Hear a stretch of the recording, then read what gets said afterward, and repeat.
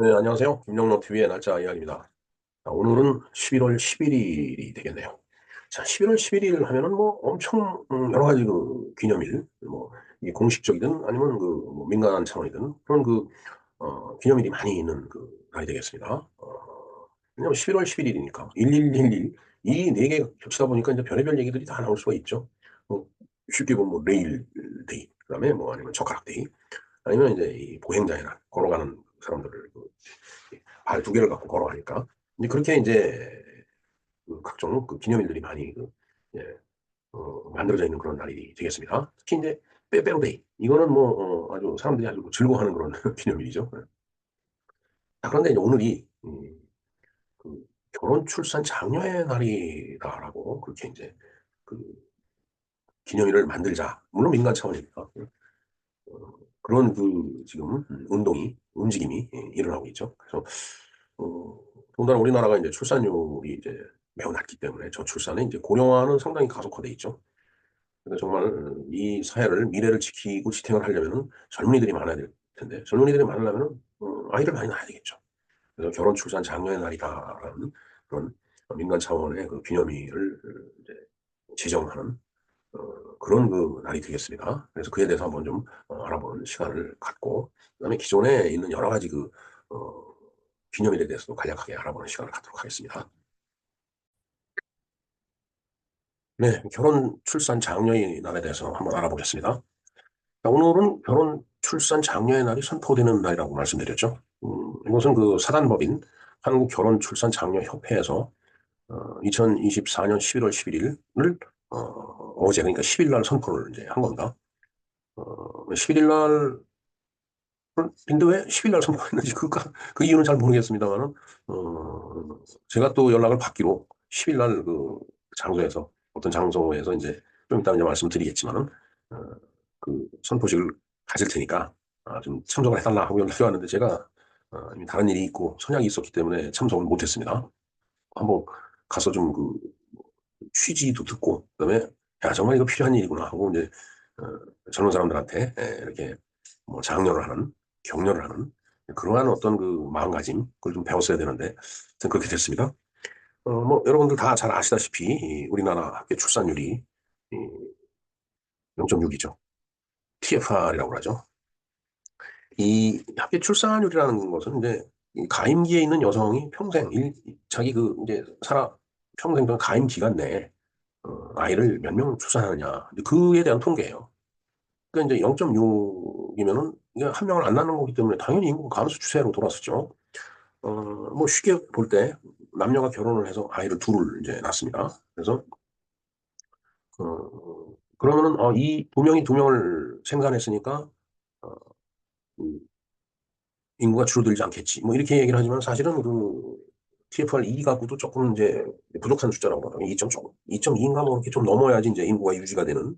이제 그런 그 이제 통계학적 수치인데 어찌됐든 우리나라는 0.6대로 떨어졌기 때문에 뭐 인구가 지금 감소하고 있는 건 당연하고 그다음에 어, 뭐 여러 세대에 걸쳐서 다 이제 이제 인구가 분포가 돼 있는데 그런 것들을 다 합치고 감안하더라도 우리나라 전체 인구 수가 이제 감소 추세로 이제 이렇게 돌아선 거는 사실입니다. 뭐 우리가 5천만이라고 얘기를 하는데 이제 5천만에서도 이제 조금씩 떨어진다라고 봐야 되겠죠. 그래서 제가 공직에 있을 때 서울이 1,000만이라고 그랬는데 지금 1,000만이 안 됩니다. 상당히 이제 빠져 있는 그런 이제 인구수를 보이고 있는데 그만큼 이 저출산의 그 영향이 이제 지금 나타나고 있는 거다라고 보면 되겠습니다. 자, 뭐 결혼 출산 장려 행동이 뭐 당연히 필요한 시점이죠. 저런 상황을 이제 봤을 때 이제 제가 농담같이 이제 자주 강의를 하고 제가 전에 강의할 때 이제 학생들한테 그런 얘기를 많이 했는데 지금 농담같이 하는 얘기지만은 앞으로 그런 세상이 올지도 모른다라고 이제 얘기를 했는데 그런 세상이 오면 안 되겠죠, 당연히. 이제 미혼 남녀 결혼 안 하면은 이제 그냥 이렇게 짝을 정해갖고 뭐 감옥에 가두는 거예요. 그래갖고 뭐 온갖 편의시설은 다 제공해 주는 그런 이제 감옥이 되겠죠. 그래서 이제 임신이 확인이 되면 이제 출소를 시키는 그런 법률이 제정되는 날이 이제 올 수 있다. 그런 얘기를 이제 많이 했었는데 사실 이제 통일교라는 종교에서 지금 뭐 가정평화연합인가 이렇게 그 명칭을 바꾼 것 같습니다. 전에 보면은 이렇게 이제 배우자를 정해줘요. 저희 그 집안 누님도 이렇게 정해진 배우자 이게 이제 결혼을 해서 시집을 갔는데, 아, 글쎄요, 그때 뭐 참, 옆에서 이렇게 봤을, 제가 대학 다닐 때인데, 그렇게 썩 즐거워하는 표정 아닌 것 같았어요. 행복하게 잘 살고 계시는지 모르겠습니다. 지금 연락도 안 되고. 네. 근데 그런 것들이 이제 현실화가 돼갖고, 전 국민에게 그렇게 법률이 제정이 되는 그런 이제 날이 올지도 모른다라고 제가 농담같이 얘기를 하는데, 그만큼 이게 인구 감소 문제가 좀 심각하다라는 그런 뜻이죠.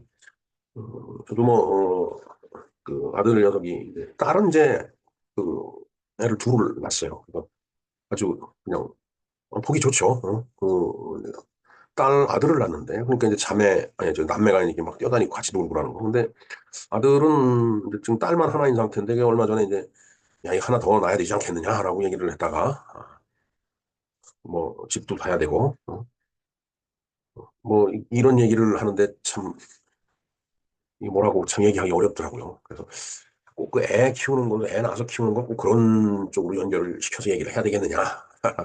괜히 분위기가 어색해지는 거예요. 그래서 얘기를 하다 말았는데 지금 그게 이게 고령화의 더구나 저출산이라는 게 정말 심각한 사회현상이라고 봐야 되겠죠.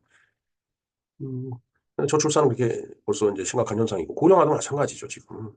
저 자신도 이제 고령화 세대에 이제 속해 있는데 글쎄 옛날 저 어려서 클 때 그 할아버지 할머니들이 제 나이가 되셨을 때는 정말 완전 찬뜩 꼬부라진 그 할머니 할아버지였죠 진짜. 그리고 정말 진짜 동네 어른 이런 느낌이 들었는데 요새는 그 나이가 돼도 나도 돈 벌어와야 되는 그런 상황. 뭐 전반적인 그 사회 현상이 다 그렇습니다. 지금 보면 남자고 여자고 참 그렇기 때문에 이걸 어떻게 강제할 수도 없는 건데 사실 참 그러니까 심각한 사회 현상이라고 보는 거죠.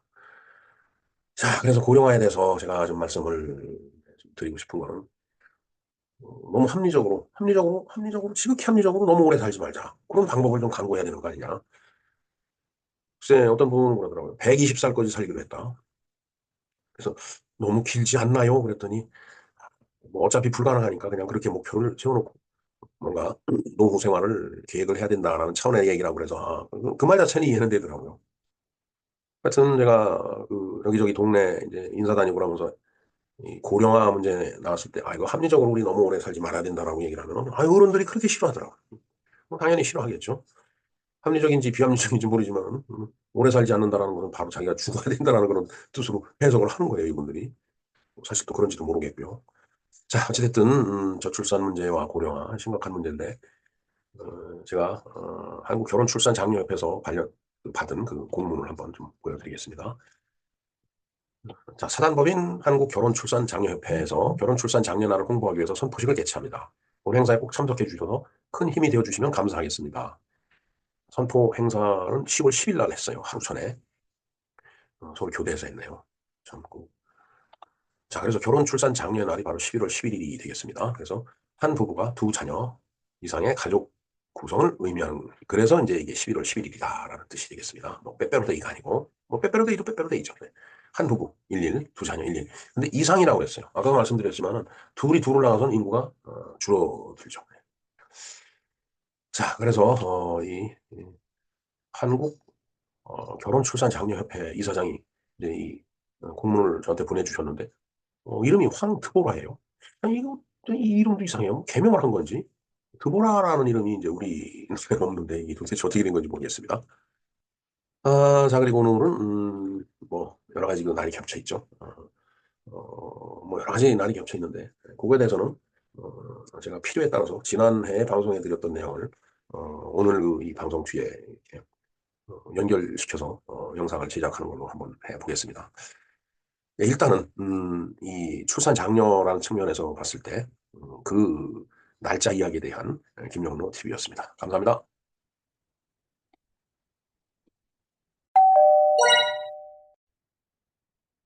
네, 11월 11일은 광고의 날이죠. 근데 광고의 날뿐만 아니라 이날 정말 여러 가지 날이 많이 겹쳐 있습니다. 우선 감각적으로 11월 11일이기 때문에 빼빼로데이라는 걸 알 수 있겠죠. 전 여러 가지 날이 매우 복잡하게 얽혀 있는데 하나하나 차근차근 알아보도록 하겠습니다. 광고의 날. 사전적인 정의를 한번 보겠습니다. 판매를 목적으로 상품에 대한 정보를 여러 가지 매체를 통하여 소비자에게 널리 알리는 의도적인 활동이다. 뭐 광고 여러분들 뭐 잘 아시겠죠? 굳이 뭐 설명 안 드려도 다 아실 수 있는 그런 내용입니다. 자, 광고 메시지 전달 과정에 초점을 둔 정의. 광고주 의도를 담은 메시지를 메시지 대상에게 광범위하게 전달하기 위한 커뮤니케이션 활동이다. 그다음에 광고 산업 입장에서 봤을 때 미국 광고 대행사 협회 AAAA네요. 뭐 약자인지 American Advertisement Agent Association 그 정도 되겠네요. 자, 소비자에게 자사 상품이 판매나 서비스 제공을 궁극적인 목표로 삼고 이에 필요한 정보를 매체를 통해서 유료로 전달하는 행위. 뭐 그렇게 이제 볼 수도 있겠네요. 뭐 이건 뭐 여러 가지 차원에서 광고를 정의를 하고 있는 겁니다. 이 마케팅 입장에서 봤을 때는 아메리칸 마케팅 어소시에이션이겠네요.